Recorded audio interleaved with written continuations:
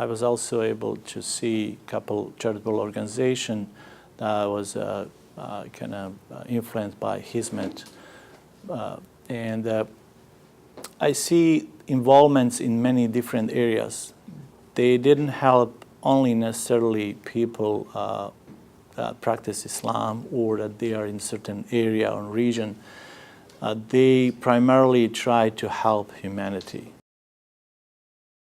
Let me tell you something about trying to organize ourselves here in 2010. I'm raised in a family where we always try to help other people without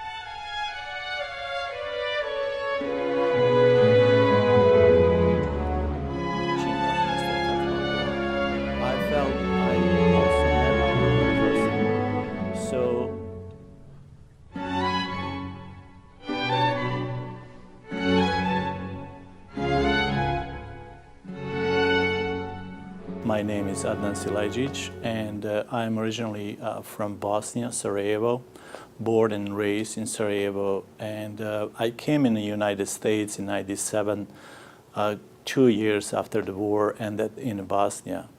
I was also part of our kind of military during the kind of aggression on Bosnia.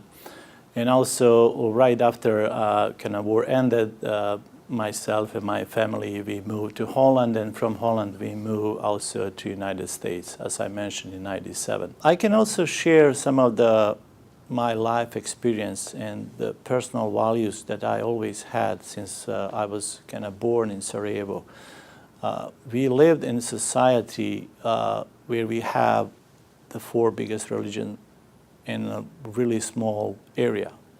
So we always lived together, close each to each other. We visit each other on any kind of event that they celebrate or we celebrate, they kind of visit us. So as a small kid, I always have good interaction with other religions or people that even not religious. So I see Hizmet really trying to access and make connection to other people. So that's something that I personally always lived. So I was easily aligned with that type of, well, let's say, value and a view or whatever you can call. And I believe it's very important in today's age when we are trying to be exclusive and look only from our own perspective. We need to be more open and more kind of accessible to others as well. We need to go and reach others. So not only that we need to be accessible, so that others can kind of meet us, we also need to go and tell who we are and tell our real values. And today, unfortunately, because of a lot of bad events and a lot of couple bad people, Islamic values are not represented in a way how they are.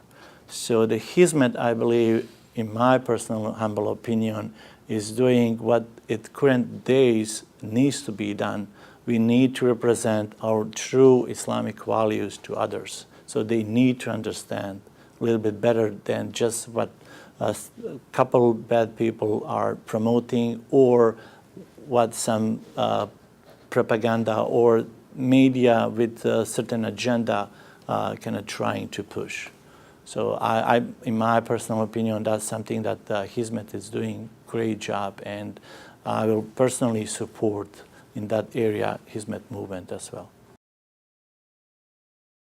During the last couple of years, I had opportunity to visit a couple institutions that they are organized and started by Hizmet movement. Some of them are high schools, some of them are elementary schools, and some of them are college or universities.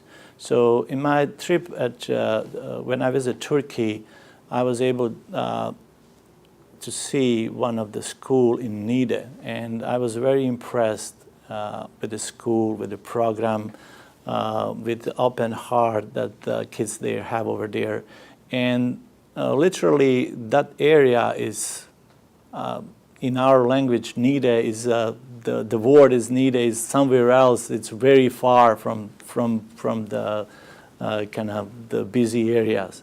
So it was literally somewhere very far, and having that type of the level of education on that place, in my opinion, was extremely important.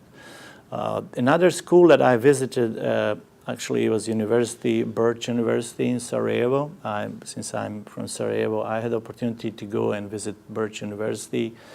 And even when I introduced myself to dean of that university, and I mentioned this is a Turkish university, the first thing that he replied to me is not Turkish or Hizmet, this is yours university. And I believe that's very important message that we need to send. The schools that Hizmet opening is not Turkish schools or Hizmet schools. Those are institutions that they are open to serve that society in that particular area, and that should be the school of that area or region or whatever country. So that's how I view. And of course, if you don't have anything that through that institution pushing some agenda, and in that case you can say, oh, this is something, this is such and such a school doing for somebody. I didn't see any agenda that has been pushed to these schools beside trying to teach science good manner. When you have a good teacher, even when you teach science, but when your manners are good, you're teaching also good manner to kids. So I saw that. I see a lot of good teaching provided by these schools. Let me talk about charitable work that Hizmet Movement does. I was also able to see a couple charitable organizations that was kind of influenced by Hizmet. And I see involvements in many different areas. They didn't help only necessarily people practice Islam or that they are in certain area or region. They primarily try to help humanity. And in my personal opinion, it's very important to help and reach others, no matter are they different religion, different ethnic groups, or different views, or whatever. If somebody is in a need for some help, we need to reach to these people. That's our duty, that's our obligation. Because if God gifted us with some good health, a good wealth, we need to share that. We need to help others. So seeing that from the first hand, how Hizmet helps in many different areas, also aligned with my teaching and what I was taught when I was young, to help others no matter what. If somebody is in need, we need to help them out. That's our duty, that's our obligation. What I'm gonna also briefly touch, I know that's very kind of touchy subject, especially today. I know that a lot of movement like Hizmet gonna be criticized or gonna be praised by others. So there's always a motivation behind that. I was kind of raised to look for what we call, and I believe in Turkish also you call niyet.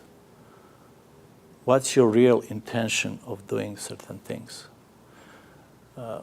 I didn't find any other niyet or intention of Hizmet movement or people that are part of the Hizmet beside to pleasing God and helping humanity. So that's an extremely important message that needs to be sent to all other people. I don't see any political agenda. I don't see anything beside helping other and reaching other and promoting interfaith dialogue, promoting Islam in a way how should be promoted. I can also go back a little bit about when you ask me about Mr. Fethullah Gulen, and when I talk about university and teaching and how you judge and value certain people from certain university. I know sometimes we are talking about, especially today's, it's a very common phrase about parallel state or about some hidden agenda. If you think about deeply about that, you can find that everywhere. You can say one very important university has people everywhere in many different areas, from judiciary to police to some education. So you can flag them and say, hey, they have some hidden agenda from that university. Or whenever you can always, if you like to find something, you can always easily find something to blame. We should always look into niyat and intention and results what people doing, not some hidden or some secret things. Of course, we should be always careful. I personally was careful. I'm not a young guy, and I came here without knowing any word in English. And again, I came here with 36-year-old man. So I was extremely careful who should I meet before I even can find myself. Then after establishing my family in the United States, I was really careful to making contacts to certain people. So I'm not a guy that can easily be fake. So why I'm saying this, I'm saying that because I'm very, very grateful by meeting people from Hizmet. And I cannot say any other words than the nice words about every single person that I met. So that's really my personal kind of view of Hizmet itself. When are we thinking about Hizmet and what they accomplish today worldwide?